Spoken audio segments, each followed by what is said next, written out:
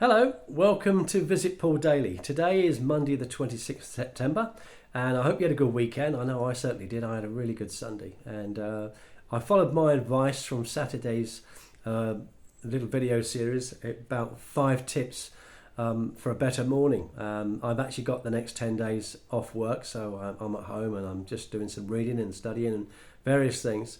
But one of the things that I said at the end was I really need to improve my sleep habit because I just don't get enough sleep. So I found myself going to bed early, which was 20 minutes to 12 midnight, which is for me early. Even though I normally get up at 3 o'clock in the morning, that's an early one for me. But I set my alarm on my mobile phone to quietly ascend to wake me up at 8 o'clock. So I did get a good 7 hours sleep at least last night, which was really good. And I must admit, I felt really good today, and I've been doing various different things. So following my own advice seems to work. But today's session, and for some of this week, it's going to be about public speaking. Now, I'd like to get this out there before we go through any of the series of videos. I'm not the best public speaker by any stretch of the imagination, but I've done it for over the years, and now I quite enjoy it.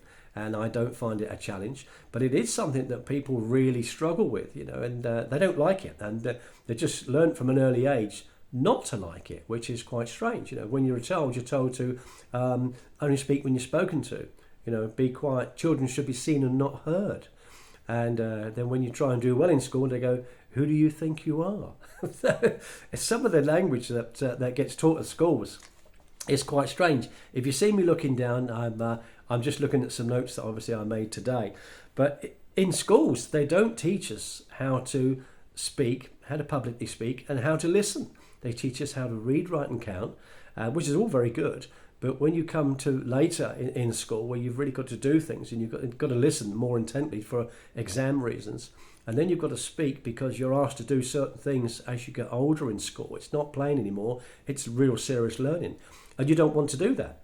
So teachers have a way of trying to see what you're going to learn and what you're picking up. So if you cast your mind back when you were younger, do you remember when the teacher sort of maybe read out something during a lesson and you've got to pay attention to what they're saying? And then all of a sudden they go, "Right, hands up, who heard me say such and such, and what did that mean?" And people like me, I was actually very shy back then. I didn't like speaking at all. If I had to speak, I could feel my ears going red, my neck going red, my face going red, and then everyone would just start laughing because they just knew that I was terrified. So I didn't want to ask. But something I picked up on quite early is that a lot of the children put their hands up. "I know it, I know it, I know it." And the teacher would look around the room slowly. And there's more and more hands going up. "I know the answer to that question." And it's a fact that the people with their hands up never got selected. Do you remember that? They did not get selected. They knew the answers. They did not get selected. Why? Because the teacher wanted to see who was paying attention and who wasn't. So therefore, they are, in a roundabout way, going to pick on the people who didn't put their hand up to see had they been paying attention and had they learnt anything. So they would call somebody out, a male or female, boy or a girl, and say, "Oh, by the way, what's the answer then?" And then the whole class would stare at them to see whether they knew the answer. I mean, you couldn't think of anything more terrifying. No wonder we grow up dreading public speaking because you're forced to speak. So I quickly learnt that, and I used a little trick. So every time the question got asked, "Who knows the answer?" my hand would go up, and my hand would stay up, knowing very well that I would not get picked because he thought I knew the answer. I didn't know the answer at all, and I wasn't about to have red ears, red face, and a red head by allowing them to pick on me. That was my way out, And that's what you go through in the early ages, on the stages of school. And then I got into meditation, as you do at school. I was daydreaming, looking out the window, or meditation as we used to call it. And then every now and again, they would see you just gazing out the window. "Right, it's your turn. Angus, what's the answer to that? What's H2O? Water, sir." "Okay, all right, good lad." And then if you managed to answer 3 or 4 questions over a period of time, they left you alone. So that was my way of getting out of this awkwardness of public speaking. But look what happens when you need to get prepared for leaving school. You go into a careers office and you see an officer in the school who says, what do you want to be then? Fireman, policeman, nurse, whatever it is. And it was all these sort of jobs that you probably wouldn't apply for. You may not even be qualified for. And it was like they were pigeonholing you into something. And you said, well, I'm not quite sure. What do you mean you're not quite sure? What are you going to do, lad? You need to do something. And I remember an English teacher. I didn't actually like school. I didn't like it at all. And I didn't really want to learn, and I should have done, And through my ignorance, I actually, and I don't mind saying this because those of you that get to know me, you'll know I'll tell the truth, right? Even if it's embarrassing to me. Not embarrassing to you, but to me. But I couldn't read until I was 14. Not because I couldn't, because I didn't want to. And my dad took me into school and lifted me by my sideburns, which we had when we were kids, and said to Mr. Gibbs, the English teacher, you keep my boy in after school and teach him. And if he gets up to leave, you've got my permission to whack him round the head. And that's what they would do in those days. And later in life, I thanked Mr. Gibbs for spending the time after school for about half an hour every night teaching me how to read, because once I could read, it opened lots of doors for me. And it was quite funny because the English teacher, he was a horrible man from Scotland, Mr. McPhillips, and not many people liked him. He covered two subjects. He covered English and he also covered aeronautics. Now I loved the aeronautics thing because I was fascinated with planes. Always thought I'd like to fly one. I have flown a couple, and I plan to have one of my own. With our business venture that we're involved in, it will allow me to do that. So I'm going to have lessons and just obviously buy not a brand new one, but a used one. But it's something I've had a passion for many years, and I generally achieve what I go for, unless someone talks me out of it, which I don't allow these days.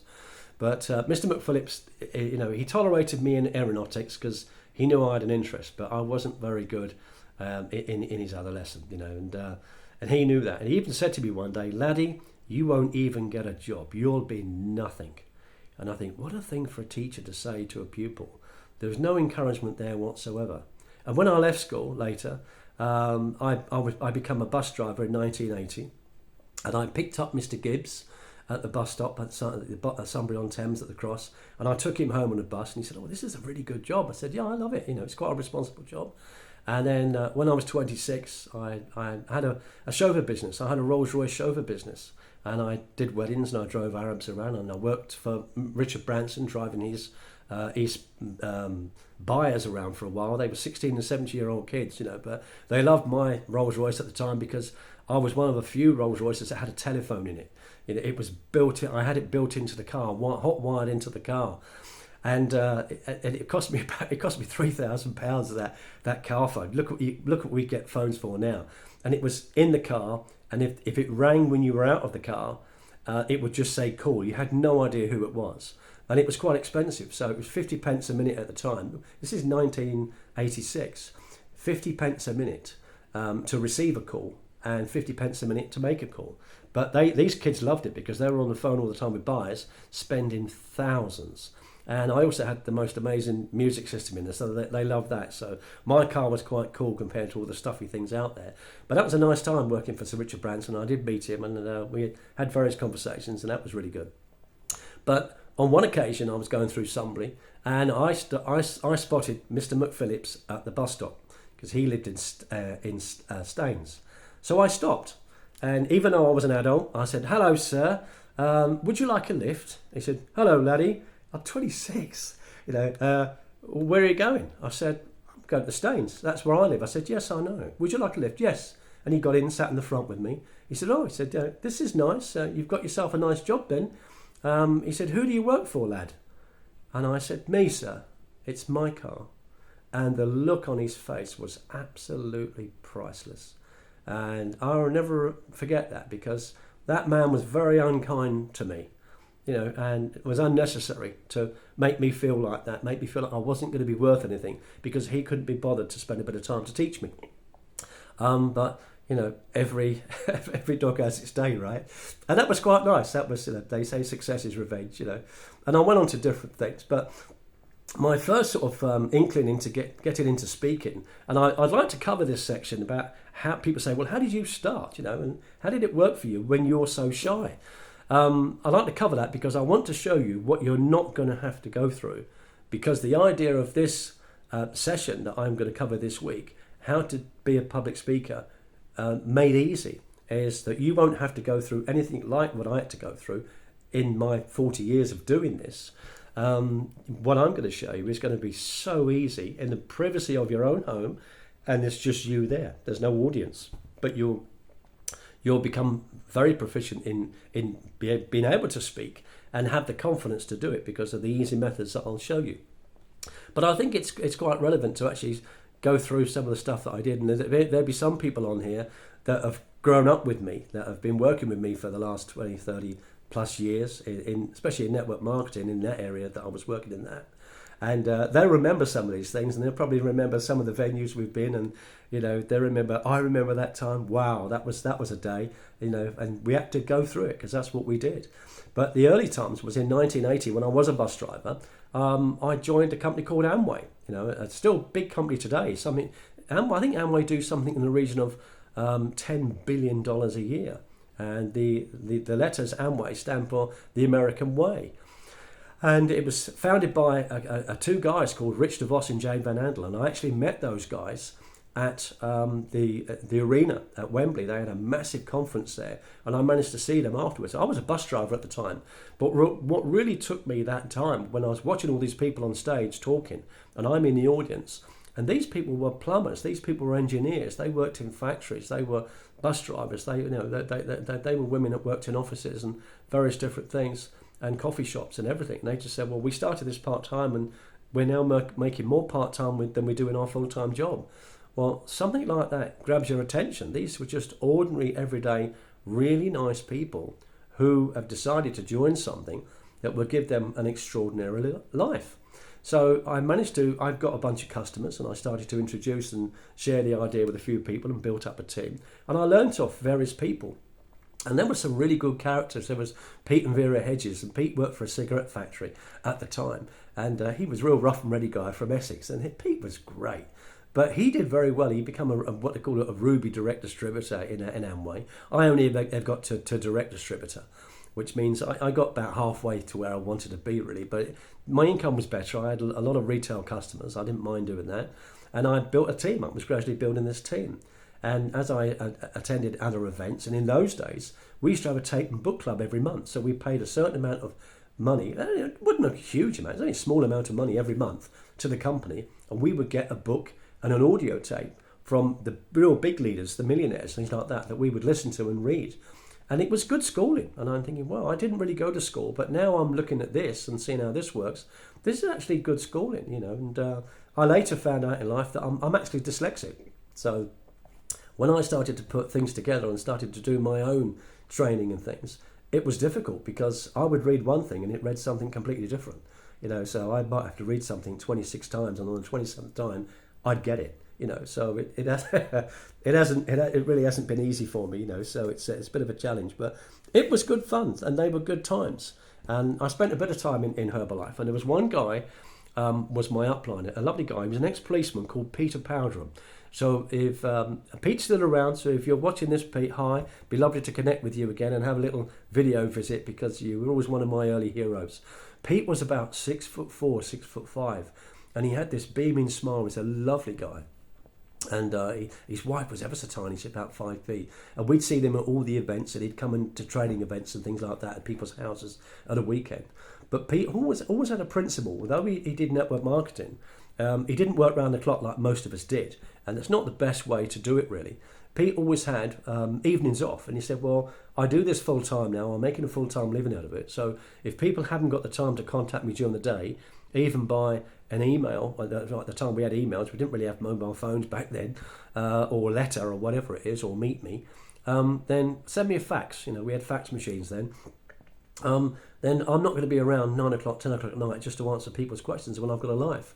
And Pete never worked weekends. Very rarely. He'd go to a training on a Saturday, but he wouldn't work Sundays. And for several years now, I've tried to get across to people, that, yeah, I'm happy being busy and I'm happy doing stuff. But I have learnt that, the company that I'm promoting, whatever it is still going to be there tomorrow. So I don't have to be on every function, every meeting, every webinar, every call. it's good if you can be on some of these, but you've got to have a life. There's got to be a balance to life too. So for several years now, I've sort of said to people, I'm not around on a Sunday. So the only people I really want to speak to on a Sunday is my family. If my kids ring up, or my brother rings up, or my niece rings up, whatever it is, great, we'll have a chat. Great, or we'll pop in for a cup of tea. I mean, in the old days on a Sunday, we used to get on a bus and go and see my Auntie Lil in Walton-on-Thames, and that was the Sunday. You didn't do anything else. It was family time. I'm not a religious person at all, so I don't go to church, but I'm old school. I do believe that Sundays are a day of rest. I don't even think shops should be open. I think pubs should be open because we want to go for a drink, right? A glass of wine. But, a lot of these things don't need to be working around the clock, day and night, taking up people's lives because they're losing their lives. They're not doing it. So I always liked Pete Powderham for that. I always remember that. Pete said, no, yes, I work for myself, but it's a business for me. And I have a life too. And I always remember that was always very, very good with Pete. But Amway was good schooling. But the next one I went into after that was Herbalife. And at the time, I joined Herbalife, I think, in 1996, 97. And I had my Rolls-Royce chauffeur business then. And I was sinking fast. It was in Margaret Thatcher's party years, as they called them. And the recession really hit. So a lot of people that had accounts with me hadn't paid me a lot. And I was down probably about 60-odd thousand pounds, which was, to me, was an absolute fortune. And I remember I got involved in Herbalife. Actually, it was by fluke on a train. And I remembered I was actually picking up and collecting cars from my brother, who worked for a Vauxhall dealership, J Davy, in Basingstoke. So I was like a car jockey at the time. But I needed extra money because I just wasn't getting enough money in with the Rolls Royce. Weddings were great, but they were in the distance on a Saturday. But I couldn't get any more day-to-day stuff because companies were really, really clamping down. So I went car jockeying, and I was on a train going to Derby, and I met this lovely man called Larry Schreiber, who is become a lifelong friend. And Larry taught me to be the lunatic I am today, probably. But I leant across in the carriage. There was obviously 2 seats each side. And I said, hello, would you like a polo? And some people said, no, thank you. And Larry said, oh, yes, please, I would go. He said, would you like an opportunity? I said, an opportunity for what? He said, to get rich. Now, that's really bold, And everyone looked at him. I said, well, absolutely. Well, what have you got? And he passed me a Herbalife journal, which was like a magazine, like a Hello magazine for the company. And it showed weight loss products in there. It showed results, people making money, people losing weight, people gaining weight, people generally having a good time. I said, this looks really good. And I said, yeah, I wouldn't mind joining. And I gave him my number, and he said, I'll be in touch. But Larry was off. Larry was in what they call the Millionaire team.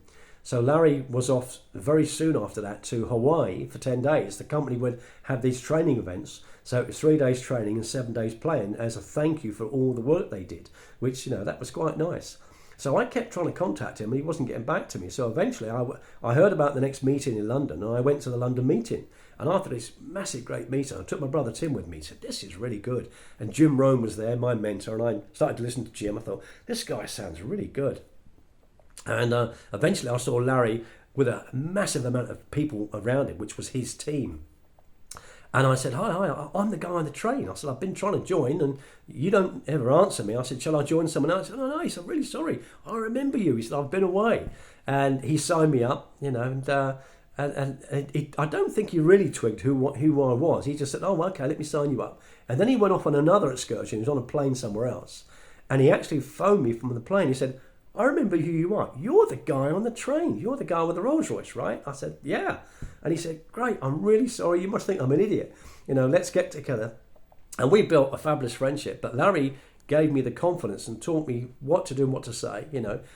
People thought he was a brash American. He wasn't. He was really nice. He was from Jersey. And I like Larry. And we haven't spoken for a while now. I believe he's living in San Diego. But I want to catch up with Larry. But, he got me into some habits. And the habits were going to a Tuesday night meeting, opportunity meeting, Thursday night opportunity meeting in London, and a Saturday morning training. And you'd see all these other people there. And initially, I just sat in the audience listening.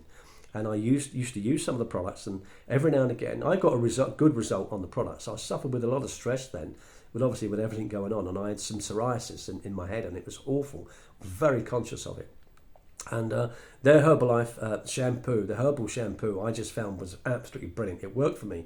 So I had a story. And Jim Rohn always says, you've got to find your story in this business, and then that's what's going to propel you in this company, because it's not just about making the money.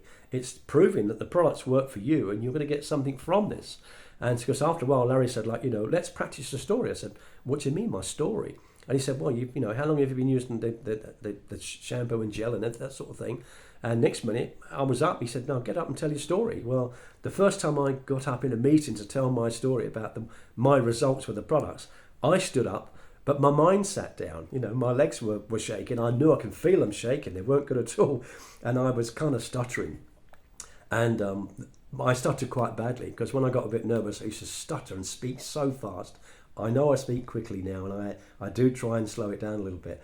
But I learned something from Jim Rohn at one of the seminars. I heard him say, if you ever feel a little bit panicky when you're talking, you're in mid-flow of talking, and all of a sudden you see a lot of people and you start, you might stutter or you might stumble. This is what I want you to do. I just want you to slowly look at everyone and just pause. Just look at the audience left to right and just pause. And then they will look at you, because it's like a little break. It's as if you're waiting to see whether they're paying attention, like the school teacher used to do. He said, then you'll compose yourself, you'll stop panicking a little bit, and you'll carry on, and just try and carry on a bit slower. So I managed to master my story, and I was just telling the same thing every Tuesday night, every Thursday night, and every Saturday morning at the training. And I would hear other people's stories, and I'd hear income stories and things like that. And I got a little bit better and better and better. And then one night there was a smashing guy there called Alan Lorenz. A lot of people will remember Alan. He was a solicitor and a director of a bank, and he come into Herbalife by way of a customer. The girl was wearing a badge, and he was in a nightclub. He was drunk. He said, "What's the button? What's the badge about?" And it was said, "Lose weight now, ask me how." And he said, "Well, I could do with that. I could do with losing a few pounds. Here's my card. Call me during the day when I'm sober." And she did. It was a little blonde girl. I can't remember her name now, but she was very successful in Herbalife. And she got Alan on the products, and the products worked, and they worked very, very well. And it's one of those things, when you believe in something, you don't mind sharing it, you don't mind talking about it, but you've got to believe in it first. And Alan became a distributor, and he became a master distributor, and he was a good, very good speaker, incredible good speaker. And you looked at him and you listened to the guy. He was good, and he had a quality about him. Yes, he was a solicitor and a director of a bank, so people look at the business opportunity and go, well, why is a solicitor, a good solicitor and director of a bank who lives in central London, driving a Mercedes convertible about, why is he doing Herbalife? And he said, because it changes lives. It's not just about making money. These products actually work, and it was good. And we had a great time in it. Alan went on to be a presidential member. And very sadly, last year, Alan died on the 14th of February, Valentine's Day, and I believe it was cancer. But he was just such a lovely guy. He was a master at not only training and giving people confidence. He gave me a lot of confidence. And he spent a lot of time with me, and he didn't need to, but he always did. But he was really good at promoting. He would promote the next event, and he was always good at promoting the events. And as far as I'm aware, last year, Alan made something in the region of $6 million for the 1 year, and he's been making that kind of money, $4 to $6 million a year, for many, many years now. But it wasn't the money with Alan; it was what it did, and it gave him his freedom back. And he enjoyed helping people for them to become speakers. And I remember him in Colin at the Paddington meeting in London, and said, "Look, listen, hi, glad you're here. You're always here nice and early. I need you to open up the meeting tonight. You're the MC." I said, "What do you mean, Alan?" And he said, whoever was going to open the meeting is ill, can't show up. So I need you to open the meeting, welcome the guest, hello, welcome to the Paddington Hotel, whatever it is. This is our Tuesday night meeting for Herbalife, and we're going to show you about the business presentation. We're going to talk to you about some products. We're going to have some testimonials, and we're around afterwards at the end to answer the questions. He said, it's as simple as that. Did you hear that? And I said, well, kind of. He said, just go say that. And I had to go on stage, and I thought, wow, and all these people are here. Some I knew, some I didn't. And I just thought, breathe. Like Jim says, breathe. I can do this. And the last thing Alan said to me, you can do this. You can do this. I'm on the front row. He said, if you get slightly stuck, look down at me, and I will mouth what you've got to say next. I said, okay, Alan. And he knew that he wouldn't have to do that, because I did remember what to say. And he said, remember to smile. And he said, have a bit of fun with it. Just be yourself. And I always remember Alan saying that. Just be yourself. you'll do fine, you're great. And I started to open the meetings. And then after a little while, Alan got me to do the first half of the meeting. And then I did all of the meetings. And then when they went on their Millionaire team excursions, they were in the Millionaire team, I was in the national expansion team, so it was one down. But I would end up doing training events at the weekend in that hotel that would last 3 hours. So I would cover questions about the business opportunity, the income plan, and go through each and every product. And people would say to me after a while, you've been talking on and off, like we've had breaks and things, but you've done the whole day for 3 hours and you haven't looked at a single note. I said, well, I've got little notes here, like I've got here, little prompters. And they said, but how do you know all that stuff? Well, I've probably done it a few hundred times. And that's how you get better. You know, they do say repetition is the mother of success. Practice doesn't make perfect. It just makes you better. You know, practice makes you better. That's all. And so I had a very good time with Herbalife. And I remember going to America with Larry Schreiber. We had these things called supervisor workshops. And Larry said, like, you know, I need to make extra money and things aren't good at the moment. He said, there's a supervisor workshop coming up. You need to be there. You know, it'll be good for you. You need to learn more. I said, okay, Larry, you know, when is it and where is it? Thinking it was in London. He said, oh, it's in Dallas. I said, yeah, very funny, Larry. You know, I've lost like 62 grand. I've got £20,000 in a bank loan. I've got 26 grand on my credit cards. I've paid all my staff. I've paid all my debts. No one's paid me, you know, and I've still got this money to pay back. He said, have you got any credit cards left? I said, no. He said, you must have one. I said, well, actually, I've got one American Express card. I said, but the trouble is with American Express, you can use it this month, but it's got to be paid in full at the end of the month. And he said, what date's it got to be paid like? And I said about 15th of the month. And he looked at his watch and said, plenty of time. And that was Larry. He said, we're going to Dallas, right? We're going to Dallas. And I remember flying to Dallas from Gatwick. And the fare was like £800 or something ridiculous like that.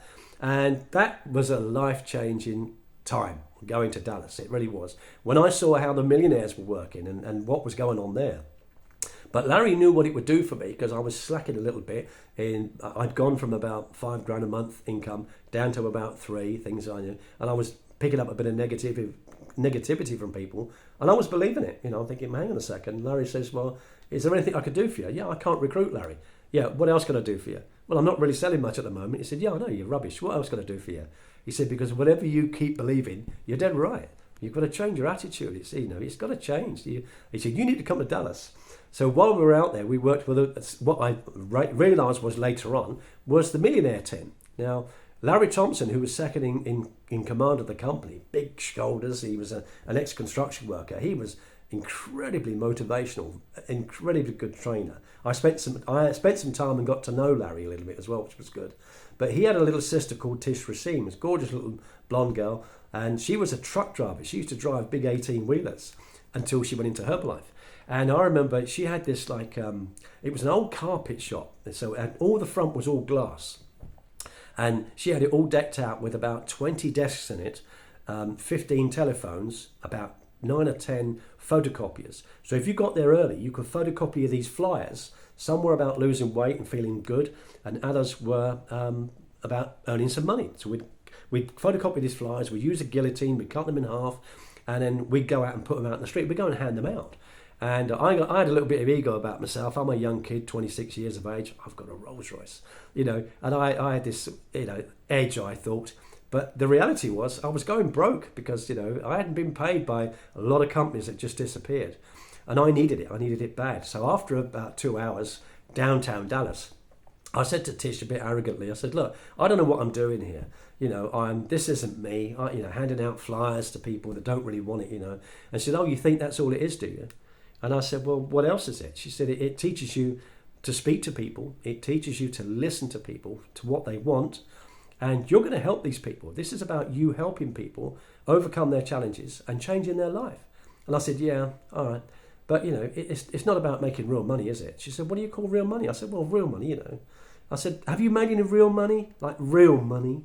And she said, yeah. I said, how much? How much? And she said, well, a little over $4 million. You could imagine I could have swallowed my foot.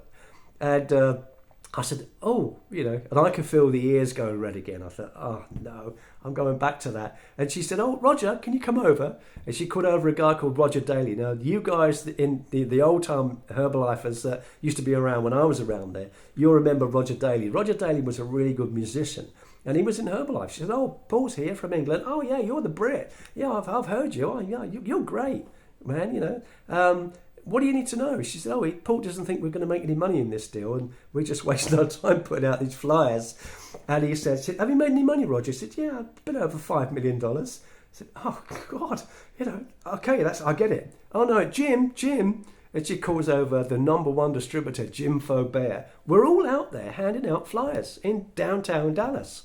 And Jim come over, and he had this voice. And I heard him say what he said on video several times, and at every meeting it was his pitch. Hi, my name's Jim Faubert, used to be a mattress salesman, used to make a little over $1,000 a month. And she said, oh, Paul's not sure we're going to make any money in this deal, and he might be going back to England. So have you made any money, Jim? I've made a little over $7 million. He said, I suggest you put the leaflets out, lad, because it's going to be good for you. And I thought, let's go put the flyers out. And I didn't question anything again, but I learned so much from them people. And it was good. But we had this big kind of seminar for the weekend before I came back. And they wanted me to go up and speak. I'm thinking, wow, there's 1,000 people here. What am I going to talk about? They said, just tell your story. Tell your story about how you come on board, how you met Larry Schreiber on a train with a polo mint, and you went to the seminar, you've heard Jim Rohn, you used the products on your hair, and it's all good, all the problems gone now. You met some minds, but you're making money now, right? I said, yeah, I'm making about $3 or $4 grand a month, And they go, well, that's a good start, But back in 1986, that's pretty good money, pretty good money these days, right? If we're honest. But and I said, but everyone else around me is making $10,000 a month, and that's the kind of money I want, because all through my life, I've been a welder, drove a truck, did all kinds of different jobs, but I was always pigeonholed around the $10,000 a year mark. So in the old days, if you lost your job or the company went bust, you wanted to change your job, you go to the job centre and you'd look for a job, and he was always looking for a job around 10,000, and you'd pigeonhole it. And I ended up getting into chauffeuring because that paid a bit more with Swan National Car Rental, which led me to drive around celebrities and stuff. But that's for another day.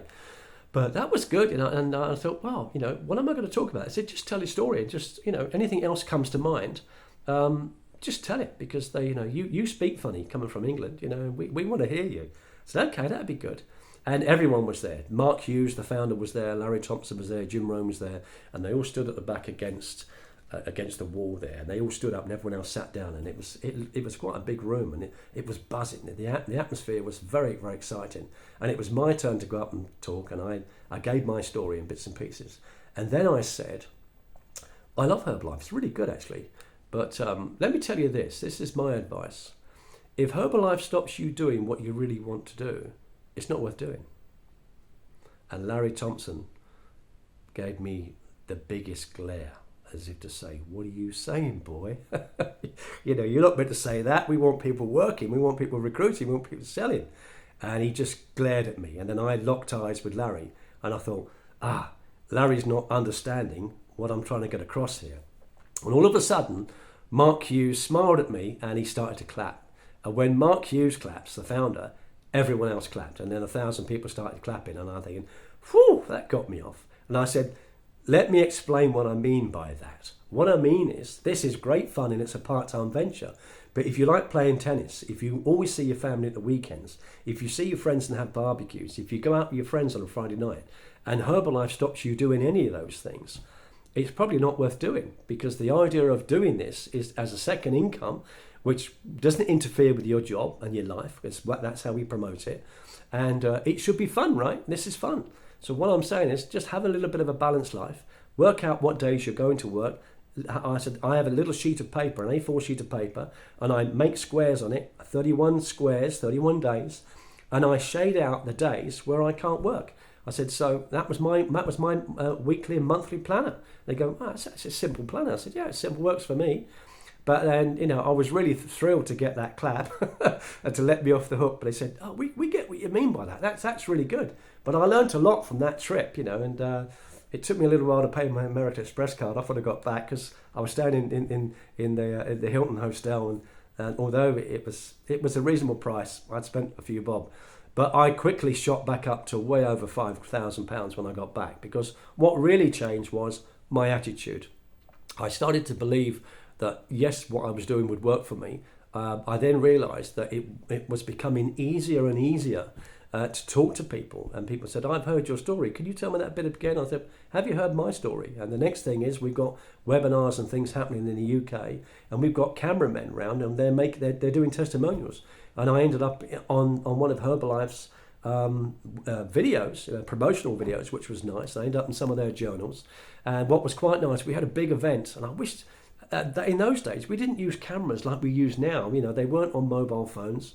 A mobile phone was a mobile phone, and that's all it did: ring in, ring out, tell the time, and it might have had an alarm. But it didn't have cameras. It didn't have stuff like that. But they asked me, Herbalife asked me, the head office was based in Slough, and they asked me whether they could use my Rolls Royce as a prop, because they were going to give away a Rolls Royce to the top recruiter anywhere in the world for a certain period, for a certain month.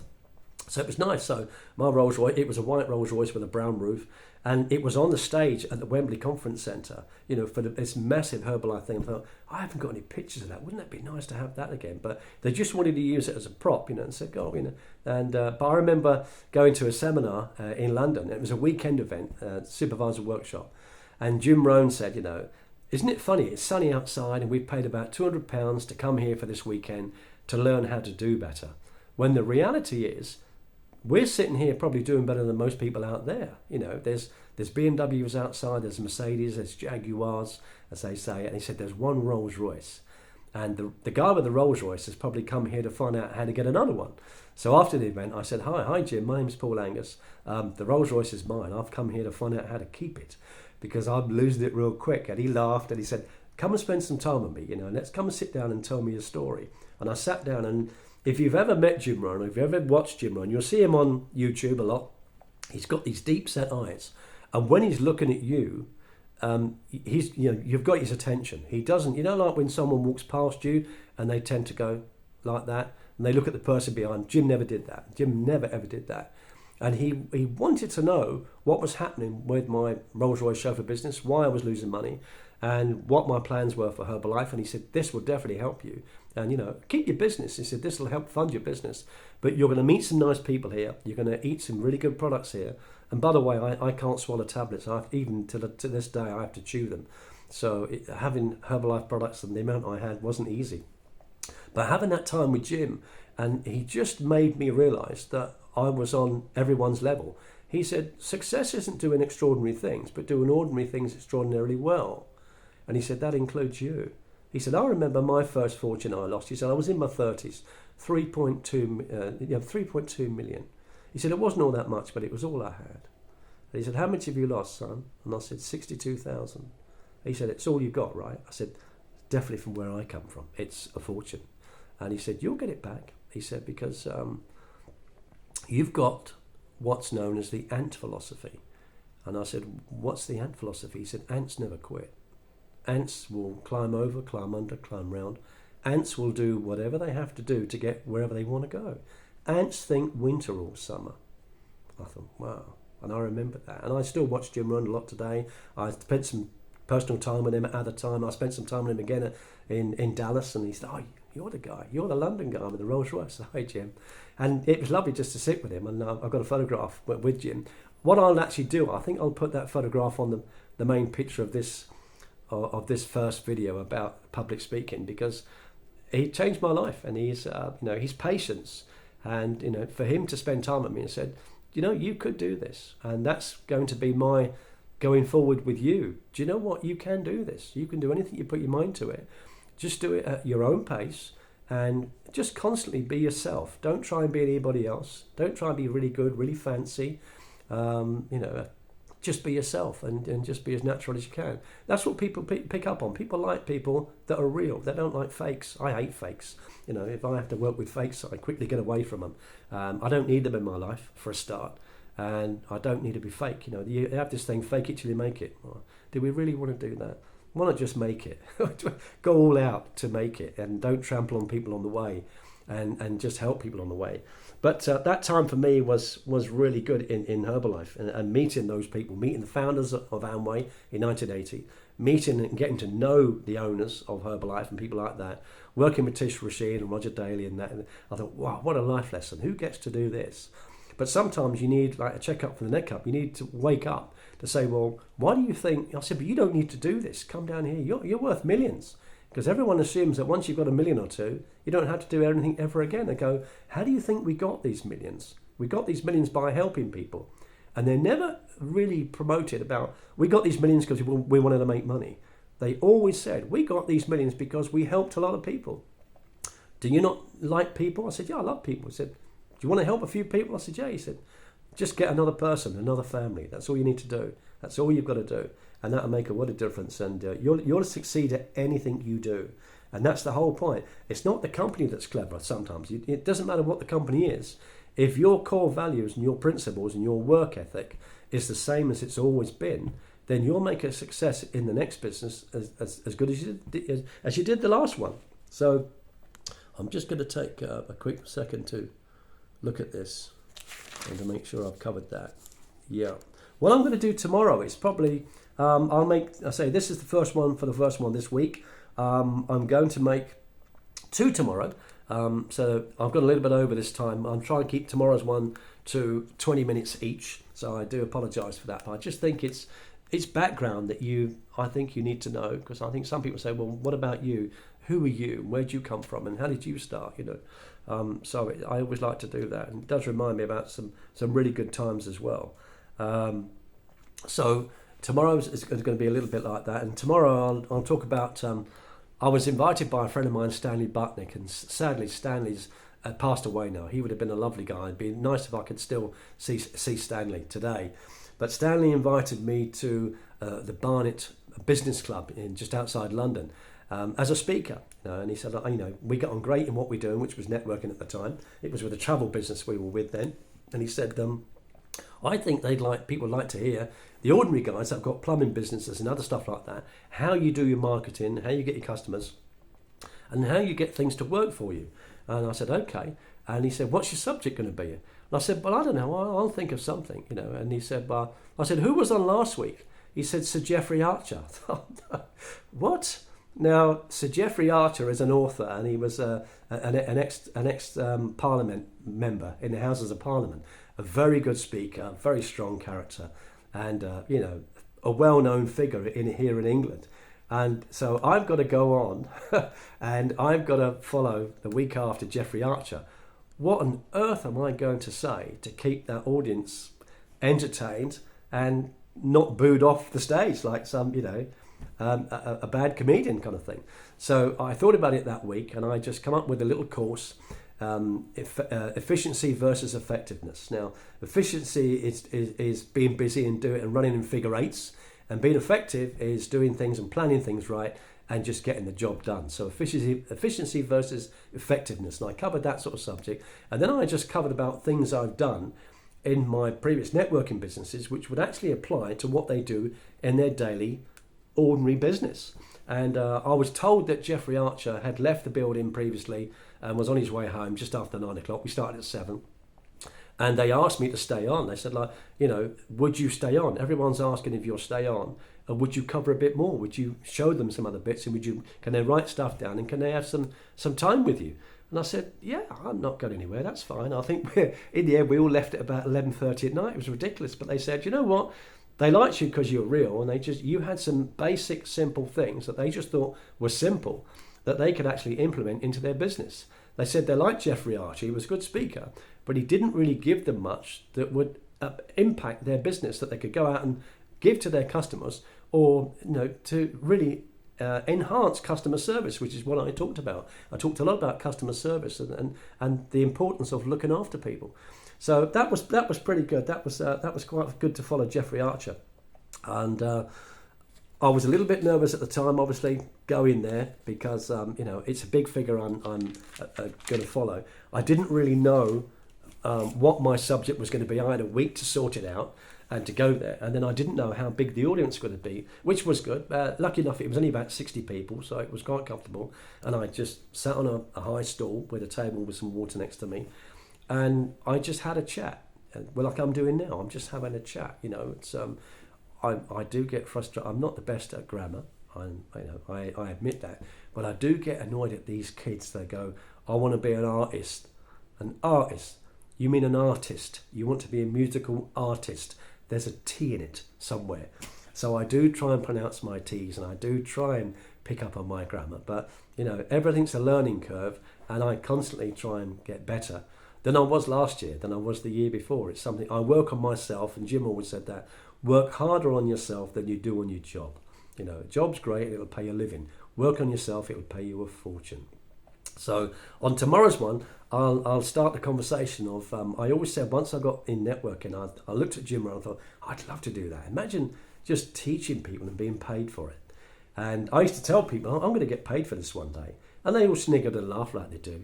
Yeah, right. Well, you talk too much anyway. Okay, but you're going to get paid for it? Yeah, I'm going to get paid for it.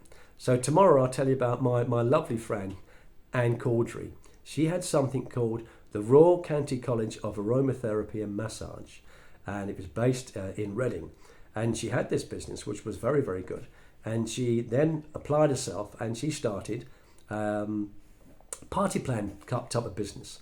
Now, after I'd left Larome, I went into a really good, lovely company called, after I left Herbalife, I went into a fabulous business called Larome. It was Echoes Fragrances. It was a perfume business for men and women, and it was really good. I had a good time in that and made some good money in that too. Met a lot of friends, which I still talk to this day, which is great. But I'd obviously gone off and done party planning and was quite good at it. And she wanted me to come down to Reading and say to her, you know, and teach these ladies. And some of them actually got a train up from Devon.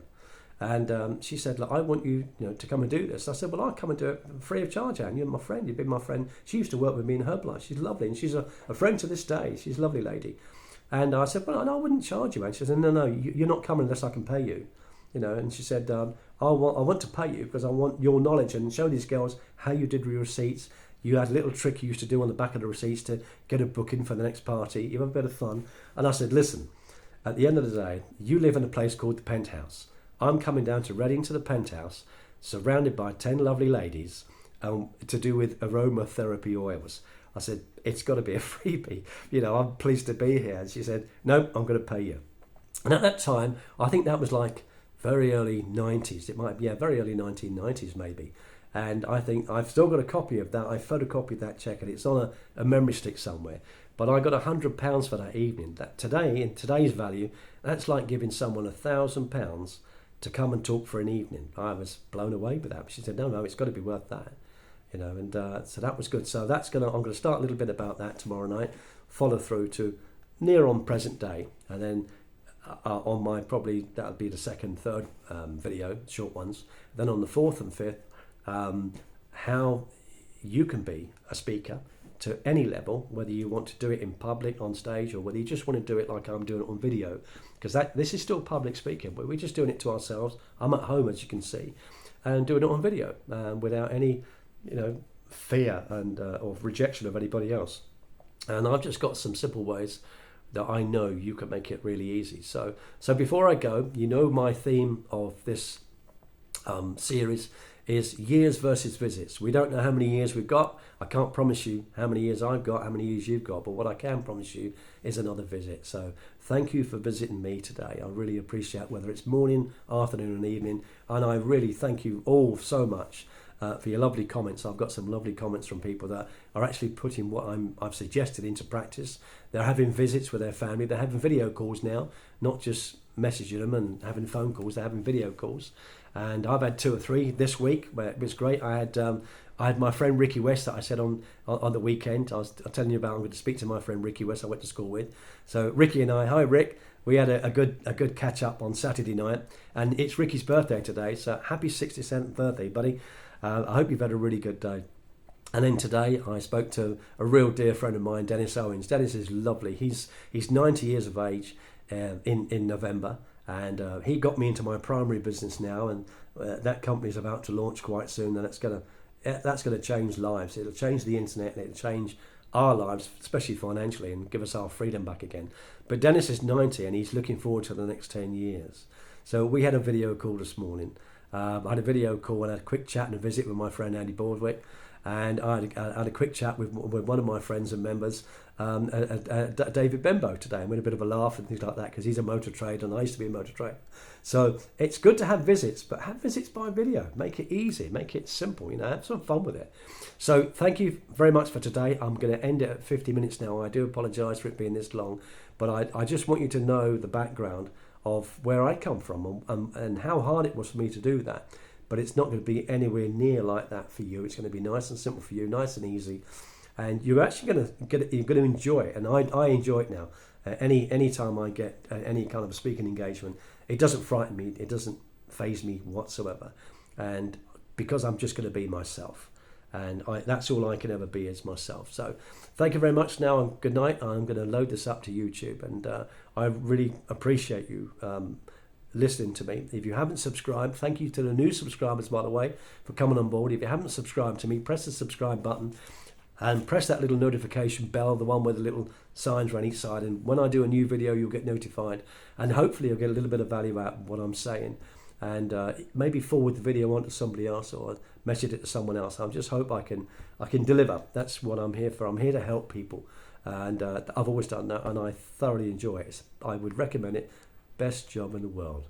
See who you can help, and then see who else you can help tomorrow. So good night everyone, and thank you very much for your time. Okay, bye bye.